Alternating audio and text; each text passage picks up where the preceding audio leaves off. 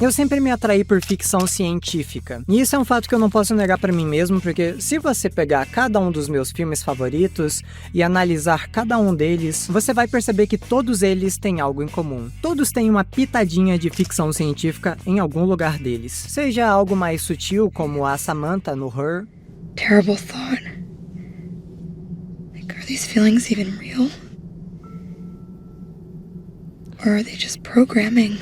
Ou seja, absolutamente tudo em Blade Runner que grita ficção científica para todo lado que você olha.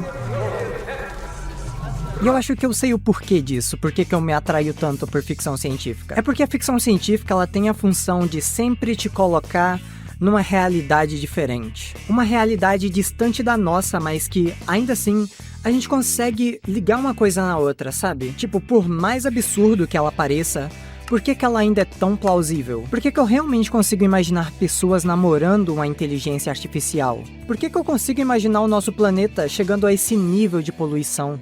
Entendeu o que eu quero dizer? É aí que mora a genialidade da ficção científica. Ela vai pegar a ideia mais maluca e absurda possível e ainda assim a gente consegue discutir temas reais dentro dela. Recentemente eu fiz uma viagem para São Paulo e foi uma experiência muito marcante por 3 razões. Primeiro, porque foi a primeira vez que eu viajei para tão longe sozinho. Segundo, porque também foi a primeira vez que eu vi pessoalmente meus amigos virtuais, que são pessoas que eu converso todo dia e eu nunca tinha visto elas. E terceiro, porque por influência minha, eu convenci todo mundo a assistir Alien Romulus no cinema, que é o último filme da saga Alien lançado até agora. E cara, que filme foda! Finalmente os caras trouxeram o terror de volta pra franquia. Eles usaram efeitos práticos, tipo os facehuggers, os xenomorfos. Tudo é muito real, cara, naquele filme. Além da fotografia ser muito bonita, charmosa, estilosa.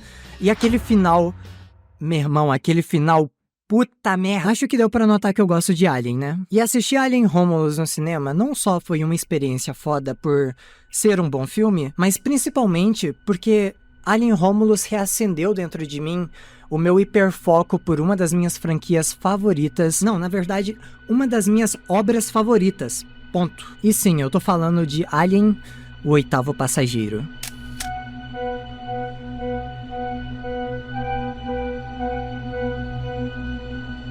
E se por um lado eu sou fissurado pela ficção científica, por outro, eu também sou apaixonado pelo gênero do terror. O gênero que se compromete com explorar os sentimentos mais desagradáveis que nós temos, como o medo. E o medo é um dos sentimentos mais puros e verdadeiros que a gente pode sentir. É por isso que quando um filme consegue passar isso pra gente, ele é uma experiência tão marcante, algo difícil de você esquecer. E mesmo depois de tantos anos consumindo cinema, até hoje o terror é um dos gêneros que mais se conecta comigo. Mas e se você pegasse esses 2 gêneros tão poderosos e combinasse eles em um só?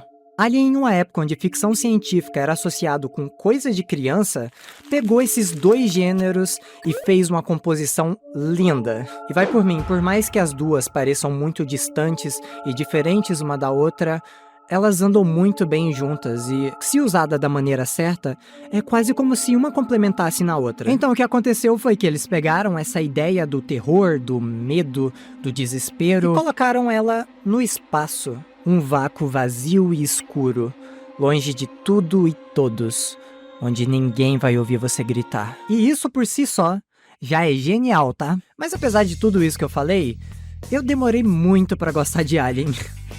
Eu admito, eu julguei muito mal esse filme quando eu era menor. Porque eu nunca tinha parado e assistido eles de fato. Então a visão superficial que eu tinha daqueles filmes era que era uma espécie de slasher do espaço, sabe? Filme de terror genérico onde você tem um bichão sinistro caçando pessoas dentro de uma nave. E tá bom, essa parte do bichão sinistro caçando pessoas numa nave até é verdade, mas calma aí, porque isso é apenas a ideia do filme. Essa é apenas a ideia principal do filme. E vou te dizer uma coisa, foda-se a ideia. Nunca uma ideia vai sustentar um projeto por si só. Nenhum filme é puramente bom só pelo conceito dele. E às vezes, As ideias mais simples são aquelas que mais funcionam, que mais se conectam com a gente. Então foda-se que a ideia do filme seja pessoas numa nave tentando matar um alienígena assustador. Esse filme é uma obra-prima não porque ele tem uma ideia genial, mas porque ele é ridiculamente bem executado, em todos os sentidos. E eu queria muito, muito mesmo saber como que deve ter sido a experiência de assistir esse filme lá em 1979 no cinema. Porque era uma época onde isso simplesmente não existia. Não existia nada igual Alien, o Oitavo Passageiro. Tudo começa quando um rapaz chamado Dan O'Bannon, um jovem rapaz que ainda cursava sua faculdade no sul da Califórnia, escreveu um roteiro sobre um grupo de pessoas numa nave onde tinham que lidar com uma forma de vida alienígena, e o nome desse filme era Dark Star. E tirando a parte do espaço e do alienígena, não. Dark Star não tinha absolutamente nada a ver com o Alien que a gente conhece hoje em dia. Dark Star, na verdade, foi uma comédia dirigida pelo John Carpenter em 74. E era um filme bem bobinho e esquecível. Tanto que o alienígena era uma bola de praia com patinhos. Mas acontece que essa ideia fixou na cabeça do Dan O'Bannon. E ele decidiu explorar um pouco mais essa temática. Só que dessa vez, ao invés de seguir pelo caminho da comédia, ele decidiu trilhar o caminho do terror. Mas calma, que esse roteiro teve que esperar um bom tempo, porque vários outros projetos foram caindo na mão do Dan O'Bannon. Pra tu ter uma noção, ele chegou a trabalhar no Duna do Jodorowsky, um filme que era tão ambicioso, mas tão ambicioso, que nem chegou a ser lançado. Mas, pelo menos, durante esse projeto perdido, ele conheceu um tal de H.R. Giger, um artista plástico suíço que tinha umas artes simplesmente indescritíveis. E essa é realmente a palavra certa, porque é real difícil de você descrever as artes do Giger. É como se elas tivessem um duplo sentido ali por trás. Você não sabe dizer o que você tá vendo, mas o seu subconsciente pensa coisas.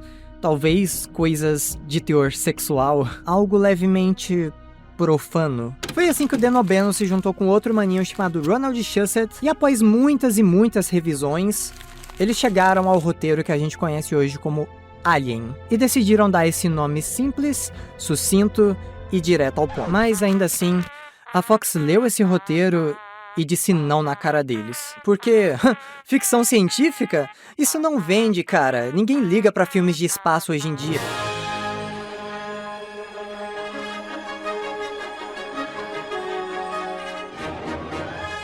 Quando lançou Star Wars em 77, foi o maior divisor de águas de todo o cinema. Porque de repente esse nicho de navezinha, filme de espaço, virou simplesmente a maior moda do momento. O efeito Star Wars era real e do dia pra noite, todo mundo queria fazer o seu filme de navezinha. E a Fox, que não é boba nem nada, ela voltou de braços abertos pro roteiro de Alien, que por sorte era tipo a única coisa que já tava prontinha, só esperando ser produzida. E aí, meus amigos, eles botaram esse projetinho na mão do monstro Ridley Scott. Ele mesmo, diretor do Blade Runner, Gladiador, Thelma e Louise, mas que naquela época ele era tipo um diretor iniciante, novato. E assim, meus amigos, em 1979, foi lançado pela primeira vez Alien, o Oitavo Passageiro.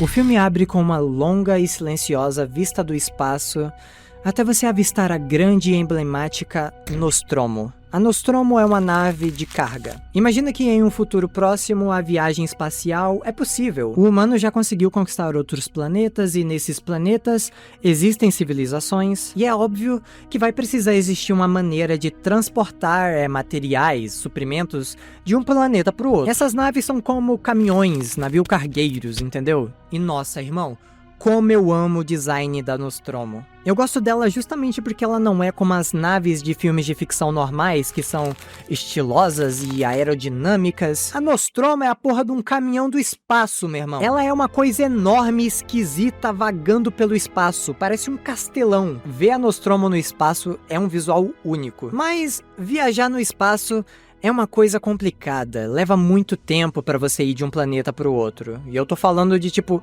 anos, talvez até décadas. E é por isso que os tripulantes da Nostromo viajam dormindo em criogenia. Até que de repente, as câmeras se abrem e os nossos personagens começam a acordar do seu sono em criogenia.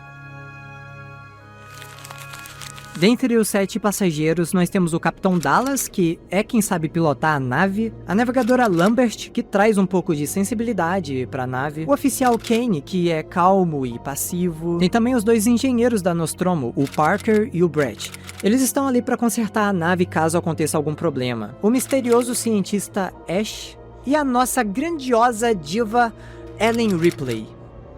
Depois que todo mundo acordou e tá tomando um café da manhã gostoso, o Capitão Dallas percebe que, por alguma razão, a nave acordou eles na metade do caminho até a Terra. Na real, eles não estavam nem dentro do sistema solar. Então, por que eles foram acordados? O Dallas, então, ele vai conversar com a mãe, que é uma espécie de inteligência artificial da nave. E ele descobre que a nave acordou eles no meio da viagem porque ela interceptou uma mensagem misteriosa vindo de um planeta próximo deles. Esse planeta é chamado de Ekron. Uma mensagem que poderia ser um possível pedido de ajuda. E sim, eu sei o que você tá pensando. Eles também pensam isso. Será que realmente vale a pena a gente se arriscar para ajudar esse possível SOS? Mas existe um bom motivo para eles irem, que é a Weyland-Yutani, a grande companhia para a qual todos trabalham. Nesse filme não é muito explorado isso, mas a Weyland-Yutani é um grande monopólio na Terra. Quase todo mundo trabalha para ela de alguma forma ou outra, e os seus funcionários são explorados até o limite. Nesse último filme do Alien, por exemplo, isso fica ainda mais evidente porque eles são obrigados a trabalharem naquele planeta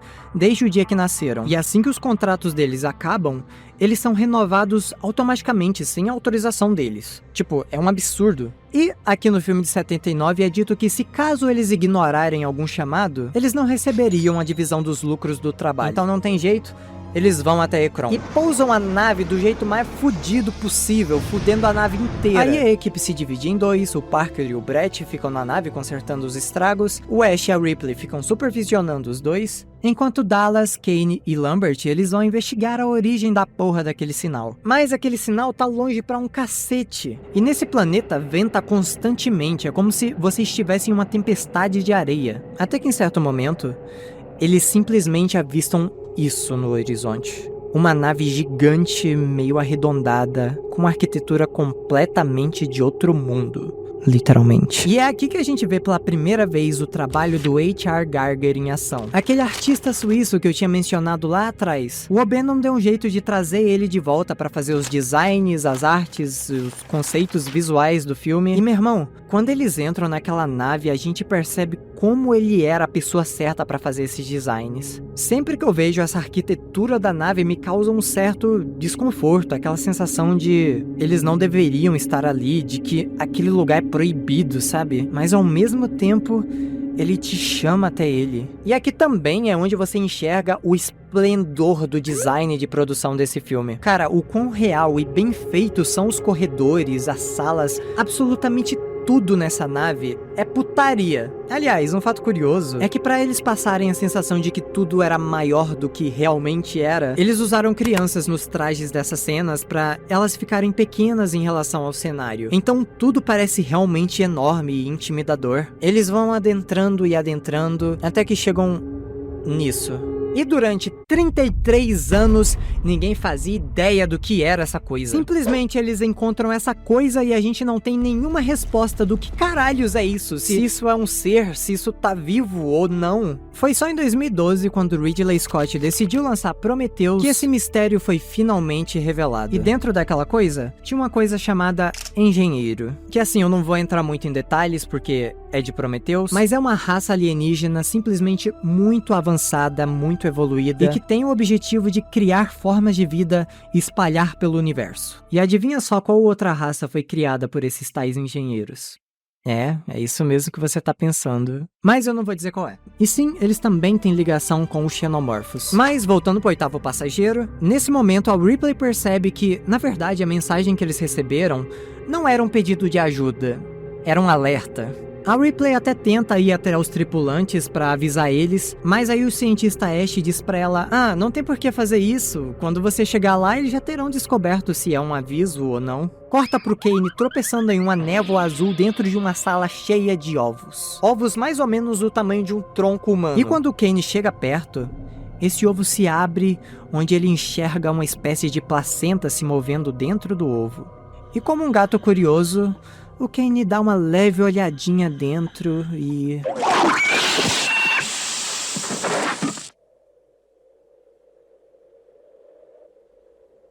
Depois disso, Lambert e Dallas carregam o corpo do Kane de volta pra nave. Mas quando a Ripley descobre que o Kane tá com a porra de um organismo grudado no rosto dele, ela fica tipo, tá maluco? Eu não vou abrir essa porta. E aí o Dallas começa a ficar irritado com ela, mas a Ripley não abaixa a cabeça. Ela diz que não vai abrir a porta. Eles levam o corpo de Kane até uma maca, cortam o seu capacete ao meio e ele tá com um facehugger grudado na cara, brother. E uma imagem que me causa angústia até hoje é a desse facehugger cobrindo completamente a cara do Kane e com o rabo enrolado no seu pescoço. E quanto mais eles tentam tirar, mais ele aperta no pescoço de Kane. E cara, apesar do Alien Romulus também ter usado efeitos práticos, eu sinto que nem ele conseguiu fazer uma sequência tão real e perturbadora envolvendo o facehugger como essa. Eles não sabem o que é aquilo, mas eles sabem que por alguma razão o facehugger tá mantendo ele vivo. É estranho, mas isso deixa eles com mais receio ainda de tirar essa coisa da cara do Kane. Mas aí o Dallas diz que assume a responsabilidade e então eles começam uma série de tentativas longa deles tentando tirar essa coisa da cara dele. Eles tentam puxar a força, eles tentam até cortar a criatura, mas pra surpresa de todos, o sangue desse bicho é puro ácido. Um mecanismo de defesa filha da puta que torna quase impossível de tirar sem causar algum dano ao hospedeiro. E é sério, literalmente chega em um ponto que eles decidem deixar o Kane pra lá, tipo... depois a gente resolve essa merda. Enquanto isso, os engenheiros da tripulação estão quase terminando de consertar a nave. É quando o Ash liga pro Dallas pra avisar ele de que o bicho simplesmente desgrudou sozinho da cara do Kane. Sem mais nem menos, ele simplesmente apareceu morto dentro da sala. Bom, então aparentemente estava tudo bem, a nave foi consertada e eles decidem voltar pro espaço, já que tava todo mundo de saco cheio desse dia. E aí, meu amigo, que fudeu.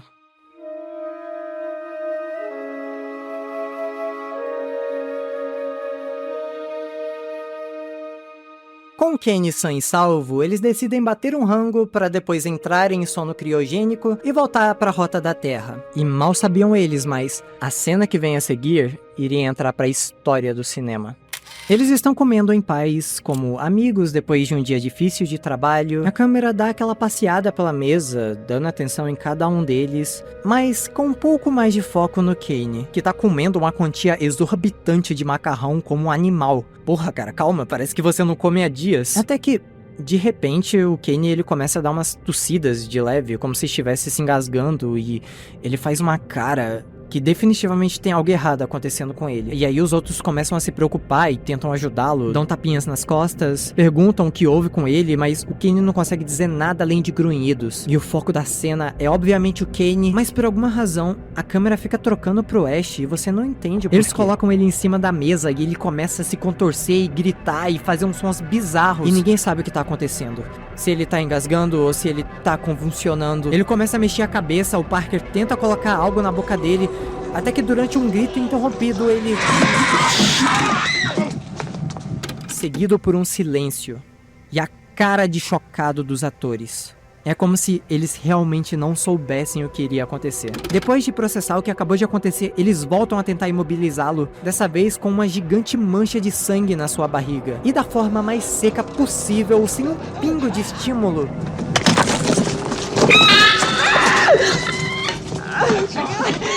A criatura simplesmente surge dentro de sua barriga coberta por sangue, enquanto suas mãos tremem constantemente atrás dela. E ela simplesmente sai correndo pela nave.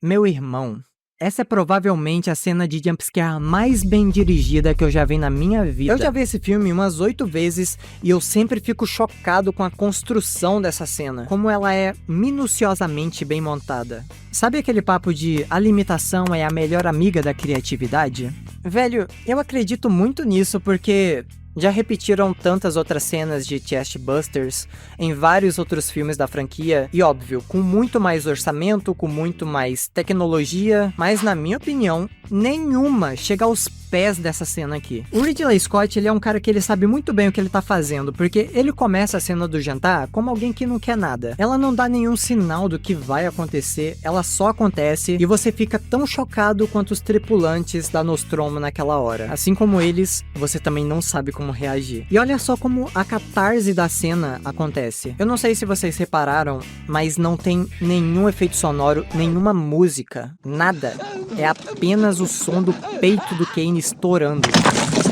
Hoje em dia, o terror ele funciona de um jeito muito diferente. As pessoas hoje em dia precisam de estímulos o tempo todo, então as cenas de jumpscare elas são construídas de um jeito muito previsível. Você sabe exatamente o que esperar quando a música de um filme abaixa e corta do nada.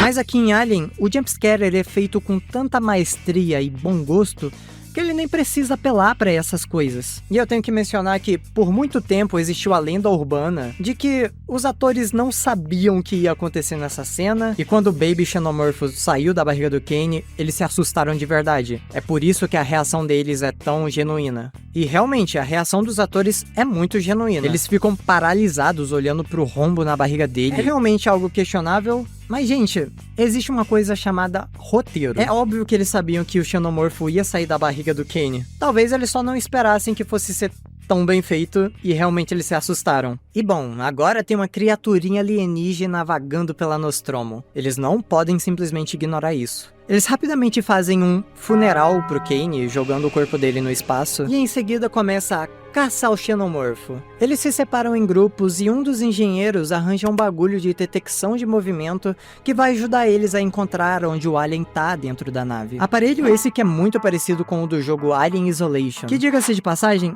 é um puta jogo interessante, talvez um dia eu até traga ele aqui pro canal, mas a única coisa que eles acabam achando é o gatinho Jones, onde o Brett acaba deixando ele escapar e tem que ir atrás dele porque se ele continuar solto pela nave, vai atrapalhar a detecção de movimento de novo. Então a câmera do Ridley Scott acompanha o personagem do Brett andando pelos corredores da Nostromo e você fica de queixo caído com o design de produção desse filme. Nossa, eu não canso de elogiar o quão bem feito esse filme é. Design de produção é o setor que cuida da construção do cenário, dos ambientes, dos objetos usados no filme, sabe? E cara, eu sempre fico com uma dúvida pessoal de qual filme tem o melhor design de produção de todos os tempos. Alien ou Blade Runner? Que, por incrível que pareça, também é dirigido pelo Ridley Scott. Ok, talvez eu seja um pouco suspeito pra falar de design de produção, porque esses dois são tipo os dois dos meus filmes favoritos de todos os tempos. Mas sério, eu amo como ele passeia a câmera com calma pelos corredores da Nostromo. A atmosfera e credibilidade que esses ambientes passam é a maior sacanagem. Eles têm muito detalhezinhos, muita dedicação colocada em cada quadro e o Ridley Scott ele sabe criar uma tensão, gente. Esse filme é cheio de becos e cantos escuros que você não consegue enxergar bem o que tem ali. E isso, na verdade, é um recurso genial. Porque o que a gente não enxerga, a nossa imaginação preenche. E nada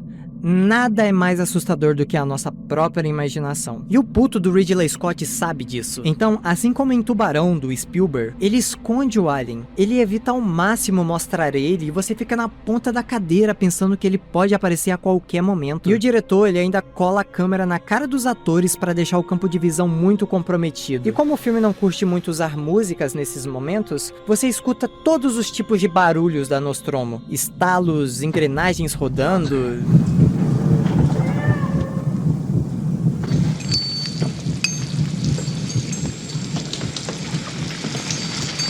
E sabe o que é foda? É que realmente ele tá lá. Não é só a sua imaginação. Se você prestar muita atenção, você vai saber identificar quando é um som do ambiente e quando é um grunhido do Xenomorph. Tem um take que literalmente mostra o teto com correntes penduradas e se você prestar muita atenção, você vai notar que o alien tá ali.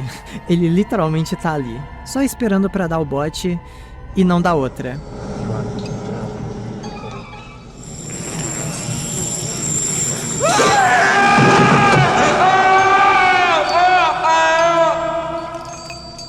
Sim, ele cresceu. Então agora, eles não estão mais lidando com um xenomorfozinho do tamanho de um tornozelo. Finalmente a gente vê o xenomorfo no seu tão icônico e amedrontador visual, com os seus 2,5 metros e a sua boca retrátil. E com isso, eles percebem que a criatura está se locomovendo através dos dutos de ventilação da nave. E alguém vai ter que se arriscar dentro desses dutos. O plano seria tentar encurralar ele até a câmara de vácuo e soltar o desgraçadinho no espaço. A Ripley até se voluntaria, mas o Dallas não quer deixar a nossa rainha Ripley brilhar. E vai no lugar dela. E lá vamos nós outra vez para outra aula de construção de tensão e direção de Ridley Scott.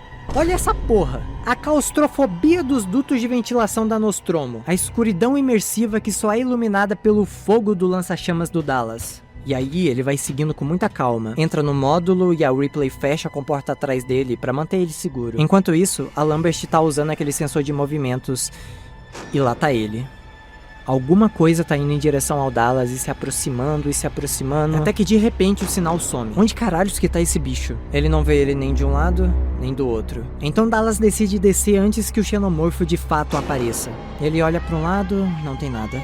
Olha pra trás e... Dallas? Tome jumpscare bem feito na tua cara. Sério, eu acho que não importa quantas vezes eu vejo esse filme, essa cena sempre me pega desprevenido, eu não sei porquê. Mas você tá percebendo que o que importa é o resultado? Esse filme ele é tipo um tubarão do espaço. Quanto menos eles mostram um monstro, com mais medo você fica dele. E é isso, tipo, o xenomorfo aparece pouquíssimas vezes durante um filme que se chama Alien. Mas funciona porque o que importa não é o susto, não é o alien matando as pessoas em si, mas sim a execução, a construção dessas cenas. A tensão que você sente quando eles andam pela nave escura, quando você ouve sons estranhos vindo do fundo. E é por isso que eu tava tão errado quando eu pensei que esse filme seria uma espécie de slasher do espaço. Porque em um slasher, a graça tá justamente nisso. Ver personagens completamente descartáveis sendo perseguidos e mortos por um assassino. E bota ênfase no mortos.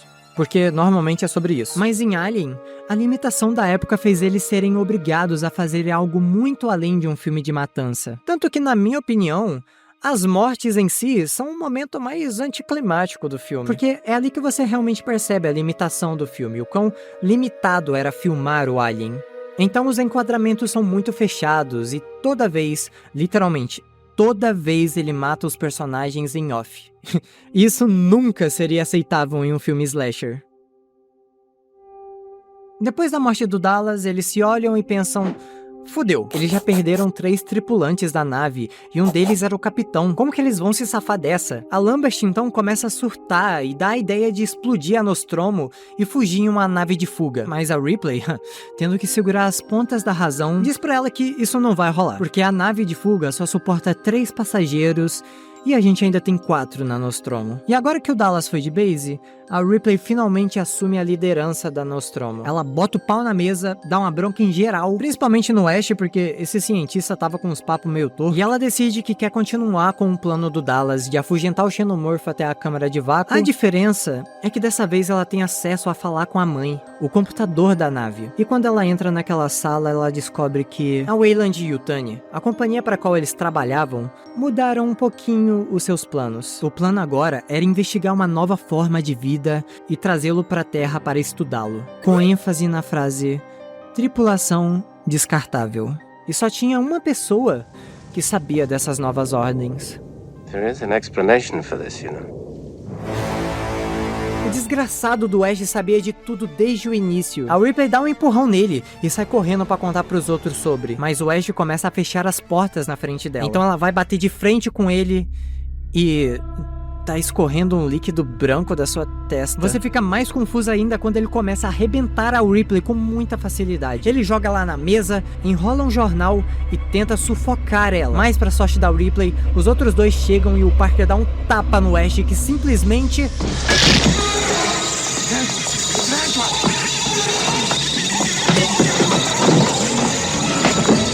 O Ash era a porra de um androide o tempo todo. Nessa hora, o filme passa inteiro diante dos seus olhos, E agora você entende por que ele tava tão estranho. Por que ele abriu aquela porta? Por que ele não queria cortar o facehugger fora? Por que a câmera ficava cortando pra ele durante a cena do nascimento do xenomorfo? Na moral, muito foda. E olha só, isso faz total sentido porque os androides são um elemento muito importante pro universo de Alien. Em todo filme da franquia, sempre tem algum androide entre os personagens principais e ele sempre tem uma função muito importante naquela narrativa que é trazer questionamentos. Sempre tem aquela discussão moral sobre a existência deles. Se eles têm realmente uma consciência ou se eles são apenas robôs. Eles tomam suas próprias decisões ou eles só estão seguindo ordens? Em Prometheus tem o David tendo crise existencial, no segundo filme a gente tem o Bishop sendo um dos personagens mais parceiros da Ripley, e no Romulus tem o Andy, que é um androide que cresceu com uma humana. Então eles têm uma relação de irmãos, mesmo sendo impossível eles serem irmãos, sabe? Bom, depois desse plot twist, que se foda tudo então. Eles vão entrar naquela nave de fuga e explodir a porra toda. Mas não antes de botarem fogo no desgraçado do Ash.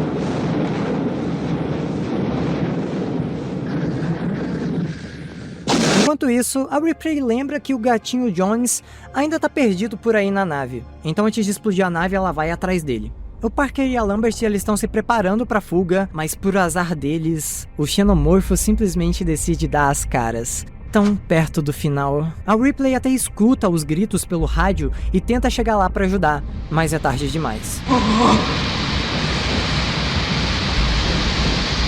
A Ripley é oficialmente a última sobrevivente da Nostromo.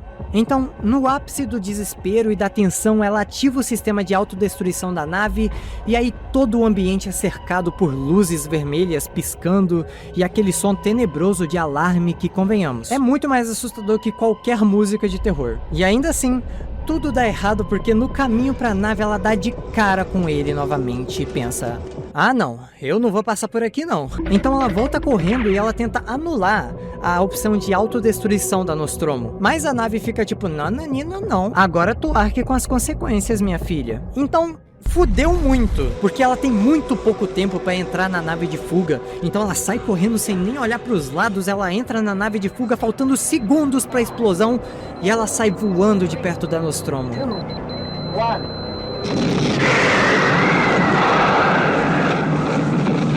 Então finalmente, a Ripley pode dar um suspiro de alívio. Ela escapou. E agora que tá tudo bem, ela começa a se preparar pra entrar em sono criogênico de novo, só que usando uma calcinha minúscula que mal cabe no corpo dela. Gente, pelo amor de Deus. Só que ainda bem que ela não entrou porque... Sim, o xenomorfo deu um jeito de entrar se enfiando nas paredes da nave. E agora não tem jeito, ela vai ter que enfrentar ele cara a cara. Lentamente ela começa a vestir o traje espacial, pega uma espécie de arpão e fica sentadinha esperando a hora certa de agir. Ela então começa a abrir a porta da nave em pleno espaço, mas é um processo um pouco demorado, então é suficiente para o Alien perceber e levantar seguindo em direção a Ripley. Ela se vira para apertar o botão da porta e ele tá do ladinho dela. Quando ele tá prestes a atacar a Ripley, a porta se abre e ele é sugado para fora e instantaneamente vira um bonecão. Ele vira um bonecão. Porque, pra quem não sabe, é isso que acontece quando você tá no vácuo do espaço. Você vira um boneco. Ele ainda tá preso no arpão. Então ele tenta entrar de volta pela turbina, mas a Ripley não deixa, então ela liga essa porra dessa turbina e finalmente, ela está a salva. E por mais que ele tenha virado um bonecão naquele take final, ainda assim é um final tão catártico. O Ridley Scott, ele sabe filmar a cena de um jeito que valoriza ela, então você vibra quando o xenomorfo finalmente morre. Tipo, porra, ele matou todo mundo da Nostromo. Ela é foda. Então agora ela grava uma mensagem relatando tudo o que aconteceu, onde ela assina falando: This is Ripley, last survivor of the Nostromo. Signing off.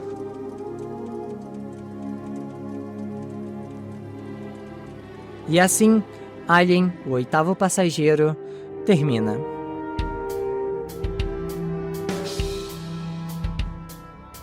Eu entendo que esse filme não seja para todo mundo, mas pra mim, ele é simplesmente uma obra-prima. Esse filme é uma obra-prima, não tenho o que dizer. O Ridley Scott, em 1979, conseguiu fazer a composição tão perfeita do terror com a ficção científica que ela é influente até hoje. Até hoje, Alien é a referência máxima para diversas outras obras que também são incríveis, porque ali, naquele momento, havia nascido um novo subgênero, que ficou conhecido hoje em dia como o terror espacial.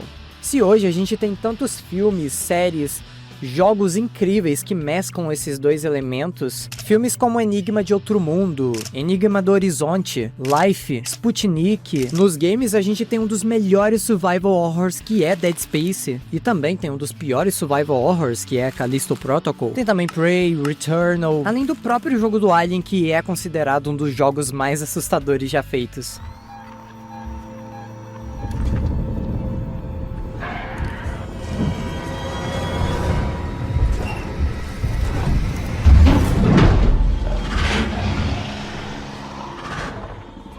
Entende por que eu sou apaixonado por essa temática? Ela é tão instigante, ela é tão assustadoramente curiosa. E como um fã de Alien, meu irmão, eu sofri muito durante os últimos 45 anos. Porque, pô, na moral, depois de Alien 2 do James Cameron, que é um baita filme, os caras não acertaram uma. Alien 3 é uma merda, Alien 4 é uma piada de filme, e aí depois de Alien 4, a franquia entra no hiato de anos, até o Ridley Scott decidir reviver a franquia com Prometheus, que, sinceramente, não é um filme ruim, só é um filme com decisões muito frustrantes, mas, sinceramente, do que adiantou Prometheus se Alien Covenant é uma bosta? Cara, então é por isso que os fãs de Alien ficaram tão felizes e entusiasmados quando lançaram um filme de Alien que voltava à sua origem, que focava no terror, no intimismo de uma nave, na imponência dos xenomorfos, e ainda por cima faz tudo isso com uma competência, sabe? No final do dia, Romulus é o despertar da força de Alien, porque sim, ele é despretensioso e sim, ele é uma grande homenagem ao oitavo passageiro, mas nesse quesito, ele cumpriu muito bem o seu papel, porque ele só me fez amar mais esse filme, que é um dos meus favoritos de todos os tempos.